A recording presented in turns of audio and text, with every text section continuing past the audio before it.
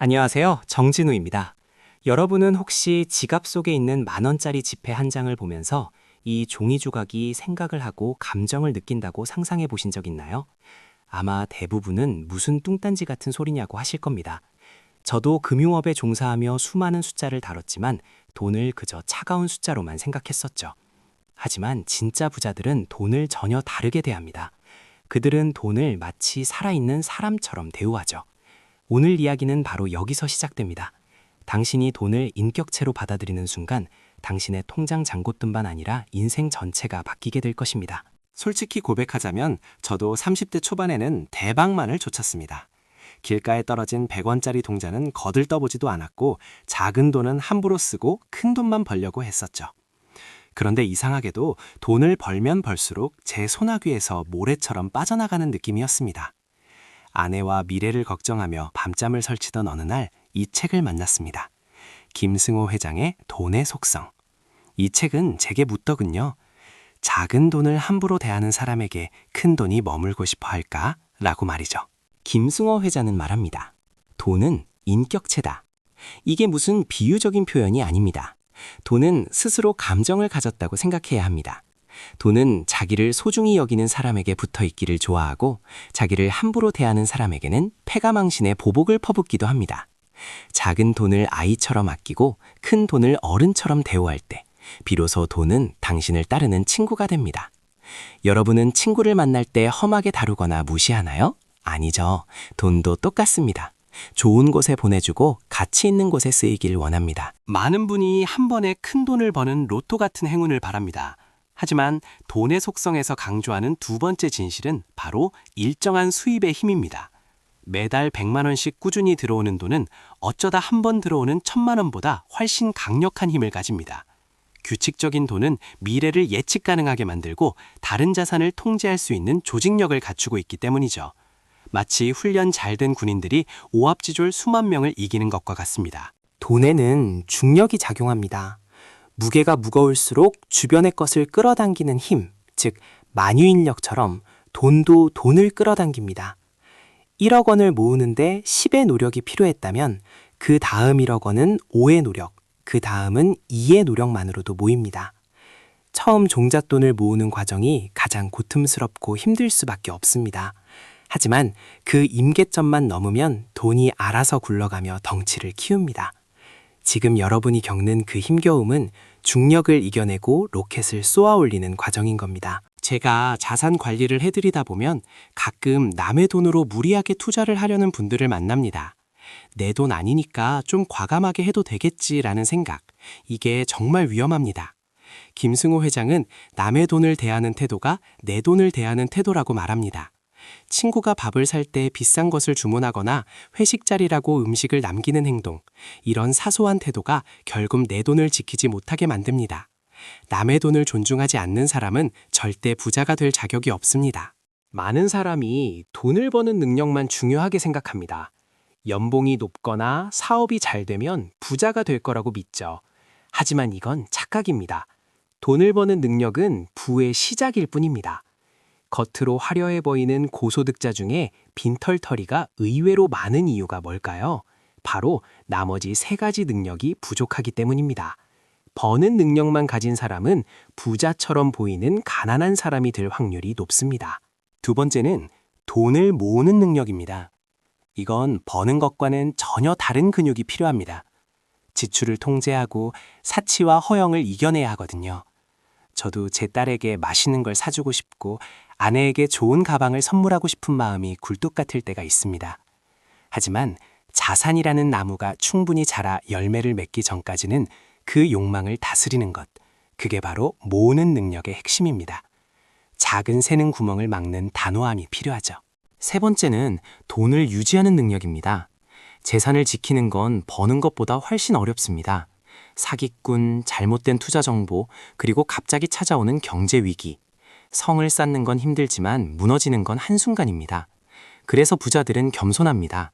자신이 언제든 틀릴 수 있다는 걸 인정하고 분산 투자를 통해 리스크를 철저히 관리합니다.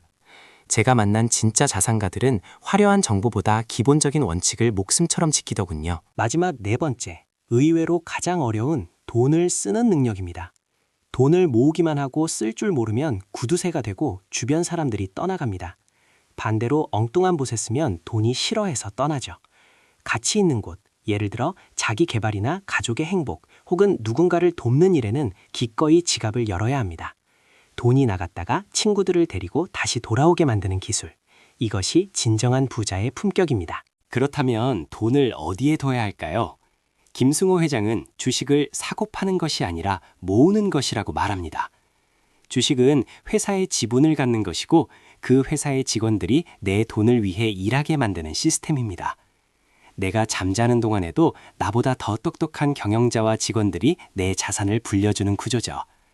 단타 매매로 시세 차익을 노리는 건 투자가 아니라 투기입니다. 훌륭한 기업과 동업한다는 마음으로 오래 함께해야 합니다. 아인슈타인은 복리를 복리의 8대 불가사의라고 했습니다. 복리는 시간이 지날수록 기하급수적으로 늘어나는 마법입니다. 하지만 우리 뇌는 직관적으로 복리를 이해하지 못합니다. 그래서 조급해지죠. 투자를 시작했다면 최소 5년, 10년은 내다봐야 합니다. 나무를 심고 다음날 열매가 안 열렸다고 뽑아버리는 사람은 없습니다. 그런데 왜 투자는 하루 만에 결과를 바랄까요? 인내심은 복리의 가장 친한 친구입니다. 글자를 모르는 문맹은 생활을 불편하게 하지만 금융 문맹은 생존을 불가능하게 만듭니다. 김승호 회장은 금융 지식이 없는 것을 질병이라고까지 표현했습니다. 내 자산을 지키려면 금리, 환율, 인플레이션 같은 용어를 이해해야 합니다. 은행 직원이 추천하는 상품이 나에게 좋은지, 은행에게 좋은지 판단할 수 있어야 하니까요. 하루에 경제기사 5개만이라도 꼼꼼히 읽어보세요. 그게 여러분의 방패가 되어질 겁니다. 부자들의 공통점 중 하나는 아침을 지배한다는 것입니다. 저도 아이가 깨기 전 새벽 5시에 일어나 하루를 계획하고 경제 뉴스를 봅니다. 이 시간은 누구에게도 방해받지 않는 온전히 나 자신을 위한 선물 같은 시간입니다. 세상이 깨어나기 전에 먼저 깨어 있으면 하루를 끌려다니지 않고 주도할 수 있습니다. 여러분의 아침은 어떤가요? 허겁지겁 출근하기 바쁜가요? 아니면 여유롭게 하루를 맞이하고 있나요? 김승호 회장이 제안하는 강력한 행동 지침, 바로 쿼터 법칙입니다. 내 수입이 늘어나도 생활 수준은 함부로 올리지 않는 겁니다. 월 500만 원을 벌어도 월 200만 원 벌 때처럼 사는 거죠. 4분의 1 수준으로 생활하면 어떤 경제 위기가 와도 3년 이상 버틸 수 있는 자금이 모입니다. 부자가 되는 가장 빠른 길은 소득을 늘리는 것보다 소득이 늘어났을 때 지출을 늘리지 않는 인내심에 있습니다. 옛날 펌프에서 물을 끌어올리려면 한 바가지의 마중물이 필요했습니다. 종잣돈이 바로 이 마중물입니다. 1,000만 원, 1억 원이라는 목표를 세우고 죽기 살기로 모아야 합니다. 이 종잣돈이 모이기 전까지는 술도 끊고 여행도 미루고 치열하게 살아야 합니다. 일단 물이 나오기 시작하면 그 뒤로는 콸콸 쏟아지는 물줄기를 만날 수 있습니다. 지금 여러분이 겪는 궁상맞음은 거대한 물줄기를 터뜨리기 위한 숭고한 과정입니다. 저는 제 딸아이가 성인이 되었을 때 단순히 돈만 많은 부자가 되길 원치 않습니다. 돈을 다루는 철학, 돈의 속성을 이해하는 지혜로운 사람이 되길 바랍니다. 유산으로 거액의 현금을 물려주면 독이 될 수 있지만 돈을 바라보는 올바른 태도를 물려주면 평생 마르지 않는 샘물을 주는 것과 같습니다. 여러분도 자녀에게 혹은 사랑하는 사람에게 가난을 끊고 풍요를 선물하고 싶지 않으신가요? 역설적이지만 가장 빨리 부자가 되는 방법은 빨리 부자가 되려는 마음을 버리는 것입니다. 조급함은 무리한 투자를 낳고 사기의 표적이 되게 합니다. 천천히 하지만 멈추지 않고 나아가는 것, 그것이 가장 빠른 길입니다. 저도 30대 후반이 되어서야 깨달았습니다. 속도보다 중요한 건 방향이라는 것을요. 여러분, 지금 조금 늦은 것 같아 불안하신가요? 걱정 마세요. 올바른 방향으로 가고 있다면 시간은 결국 여러분 편입니다. 지금 지갑을 열어보세요. 그리고 신용카드 내역을 확인해보세요. 여러분의 돈은 어디로 흐르고 있습니까? 소비의 바다로 흘러 사라지고 있나요? 아니면 투자의 땅으로 흘러 숲을 이루고 있나요? 돈의 흐름을 바꾸는 건 바로 지금의 여러분입니다. 오늘 커피 한 잔 값을 아껴 우량한 기업의 주식을 한 주 사는 것, 그 작은 행동이 나비 효과가 되어 10년 뒤 거대한 태풍으로 돌아올 것입니다. 김승호 회장이 말하는 부의 기준은 명확합니다. 융자가 없는 본인 소유의 집, 한국 가구 월 평균 소득을 넘는 비근로 소득, 그리고 더 이상 돈 때문에 남의 눈치를 보지 않는 삶. 이것이 우리가 추구해야 할 경제적 자유입니다. 단순히 명품을 휘감는 게 아니라 내 시간을 내 마음대로 쓸 수 있는 자유. 싫은 사람과 밥 먹지 않아도 되는 자유. 저는 그 자유를 위해 오늘도 돈이라는 인격체와 정중하게 대화합니다. 돈은 주인을 닮습니다. 여러분이 당당하고 지혜롭고 성실하다면 돈도 그런 여러분을 닮아 든든한 지원군이 되어줄 것입니다.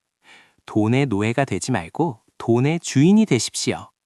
오늘부터 당장 지갑 속의 지폐를 가지런히 정리하고 감사한 마음을 가져보세요. 그 사소한 시작이 부의 길로 들어서는 첫걸음입니다. 오늘 이야기가 여러분이 부의 본질을 깨닫는 계기가 되었길 바랍니다.